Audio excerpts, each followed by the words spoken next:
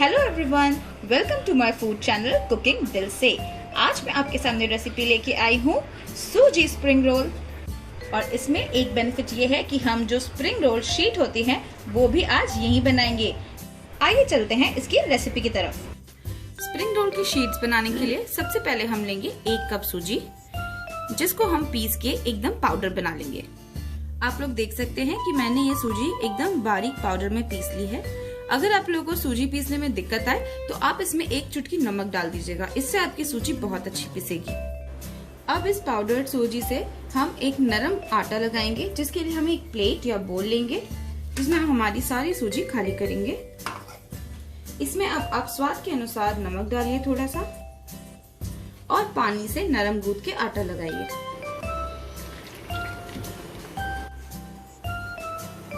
आप जब सूजी का आटा लगाएं तो ये ध्यान रखिएगा, इसमें थोड़ा सा पानी ज्यादा लगेगा, क्योंकि सूजी जो है वो पानी एब्जॉर्ब करती है, इसीलिए हमें इसका एकदम नरम आटा लगाना है।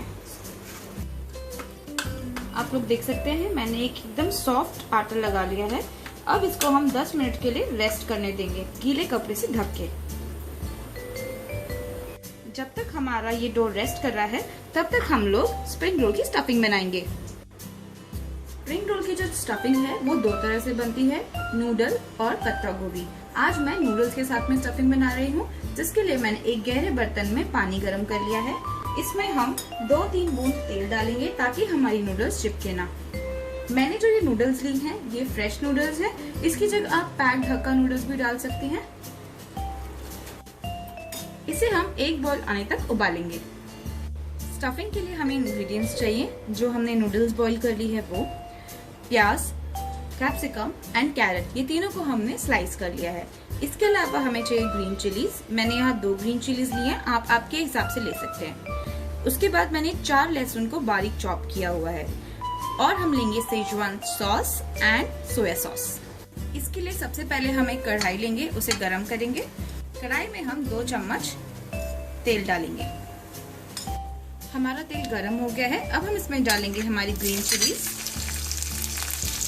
लहसुन। अब हम इसमें डालेंगे हमारे स्लाइस्ड ऑनियन, और इसे कम से कम 1 मिनट पकाएंगे, जब तक ये ट्रांसपेरेंट ना हो जाए। हमारे प्याज अब थोड़े से ट्रांसलूसेंट होना शुरू हो गए हैं। अब हम इसमें हमारी बाकी वेजीज डालेंगे, कैप्सिकम और कैरेट। आप लोगों को एक बात का ध्यान रखना है कि हमें ये स्टफिंग बनाने के लिए बहुत ज़्यादा ऑयल नहीं डालना है, अदरवाइज ये हमारे स्प्रिंग रोल से बाहर निकलने लगेगा। अब इसमें हम डालेंगे नमक, जो कि स्वाद अनुसार होता है। मैं यहाँ पर 1 टीस्पून नमक डाल रही हूँ। आपको इस बात का ध्यान रखना है कि ये सब्जियों को हमें सिर्फ 70% पकाना है। स्प्रिंग रोल के मिक्सचर में हम इसे 100% नहीं पकाएंगे। सेजवान सॉस और सोया सॉस। अब इसमें हम डालेंगे नूडल्स। अब नूडल्स डालने के बाद इसे हम 2 मिनट पकाएंगे और बंद करेंगे। जब तक हमारी स्टफिंग ठंडी हो रही है, हम स्प्रिंग रोल के लिए एक गम पेस्ट बनाएंगे, जो बनाने के लिए हमें चाहिए 4 टेबलस्पून मैदा और 2 टेबलस्पून जितना पानी। हम इसका एक थिक सा पेस्ट बना लेंगे। हमारा ये पेस्ट स्प्रिंग रोल को चिपकाए रखने में काम आता है, जिससे कि जब हम उसे तेल में फ्राई करते हैं वो नहीं खुलता। आइए चलते हैं अब स्प्रिंग रोल की शीट्स बनाने के लिए। हमारे आटे को 10 मिनट रेस्ट किए हो गया है। अब हम इसको एक बार और मसल कर देखेंगे। अगर ये आपका सॉफ्ट है तो आप इसको ऐसे ही यूज कीजिए, पर अगर आपको लगता है कि ये थोड़ा हार्ड हो गया है तो इसमें हल्का सा पानी मिलाकर इसको सॉफ्ट कर लें, और इसको हम यूज करेंगे शीट बनाने के लिए। हमारा डव रेडी है। अगर आपको ऐसा लगता है कि 10 मिनट बाद आपका डव थोड़ा सूख गया है या सूजी ने पानी ज्यादा एब्जॉर्ब कर दिया है, तो आप इसमें हल्के से पानी के हाथ से इसको गूंद लीजिए, और उसके बाद हम इसको यूज करते हैं डो के स्प्रिंग रोल शीट बनाने में। अब ये रेडी है स्प्रिंग रोल शीट बनाने के लिए। हमारा डो एकदम परफेक्टली रेडी है, पर अगर आपको ये भी हो सकता है कि लगे आपका डव गीला है, तो आप उसमें हल्का सा मैदा मिला के उसे नॉर्मल कर सकते हैं। अब हम इस डव के इक्वल बॉल्स बना लेंगे। हमने इस डो से 6 स्मॉल बॉल बना लिए हैं, और आपको ये बात का ध्यान रखना है कि जितने भी आप बॉल बने वो इवन साइज में हो, जैसे कि 2, 4, 6, 8 ऐसे बनने चाहिए। स्प्रिंग रोल शीट बनाने के लिए हमें थोड़ा सा मैदा लगेगा, सूखा मैदा, और आप प्लीज मैदा ही लीजिएगा, सूजी या आटा मत लेना क्योंकि मैदा बारीक होता है। अब हम हमारा एक छोटा सा बॉल लेंगे और उसे मैदे में डिप करके थोड़ा सा पूरी के साइज का बेलेंगे। वैसे ही हम एक और बॉल लेंगे और उसको भी मैदे में डिप करके पूरी के जैसे बेल लेंगे। अब हम हमारी जो दोनों हमने शीट्स बनाई हैं पूरी के आकार में, दोनों पर एक तरफ हम अच्छे से तेल लगाएंगे। ऐसे हम अच्छे से सब जगह तेल लगा देंगे और उसमें थोड़ा सा मैदा हम छिड़क देंगे। वैसे ही हम दूसरी पूरी में भी करेंगे।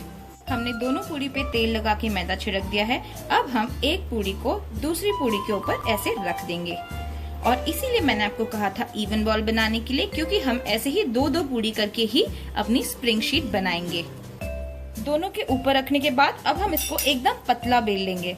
इस तरह से हमने इन दोनों को एकदम पतला बेल लिया है।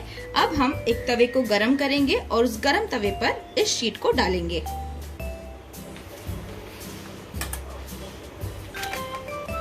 इस बात का ध्यान रखना है कि तवा बहुत गरम होना चाहिए।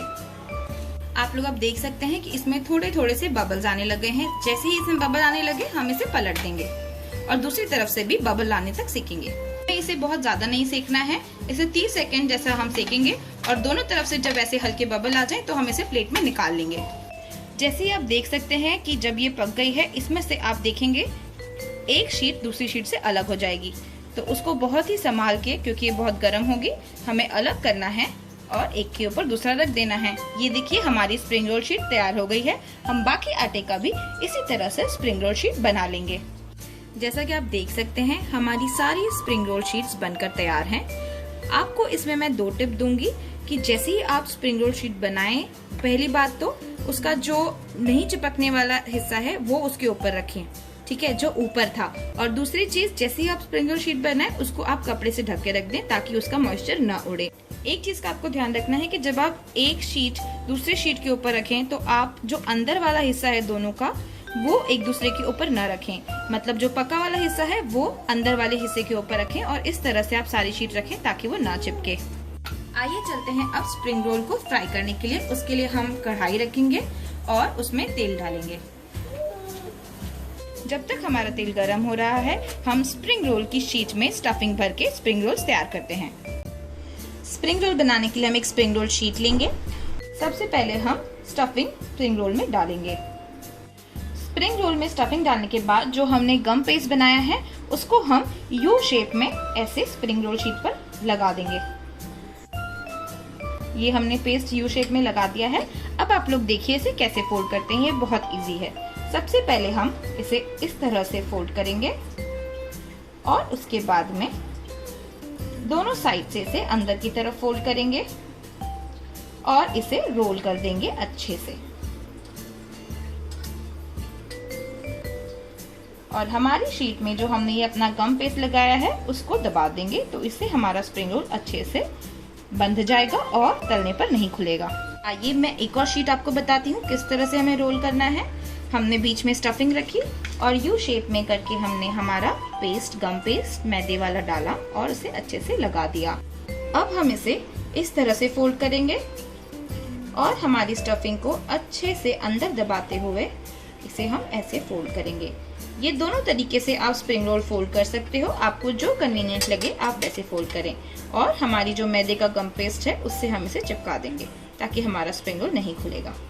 हमारे स्प्रिंग रोल्स बन गए हैं और हमारा तेल भी अच्छा गर्म हो गया है। स्प्रिंग रोल को तलने के लिए हमें तेल तेज गर्म चाहिए। अब हम हमारे स्प्रिंग रोल इसमें डालेंगे। अब स्प्रिंग रोल को हम फ्राई करेंगे। आप लोग देख सकते हैं हमारे स्प्रिंग रोल ब्राउन हो रहे हैं। इसे हम 1 मिनट और पकाएंगे और निकालेंगे। हमारे स्प्रिंग रोल बहुत अच्छे से क्रिस्पी तरह से फ्राई हो गए हैं। अब हम इसे एक किचन टॉवल में निकालेंगे।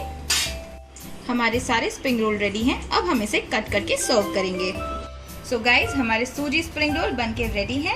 अगर आपको मेरी ये रेसिपी अच्छी लगे तो मेरे चैनल को सब्सक्राइब, लाइक और कमेंट करें। और अगर आप ऐसे ही इंटरेस्टिंग वीडियोस देखना चाहते हैं तो बेल आइकन को जरूर प्रेस करें। Thank you.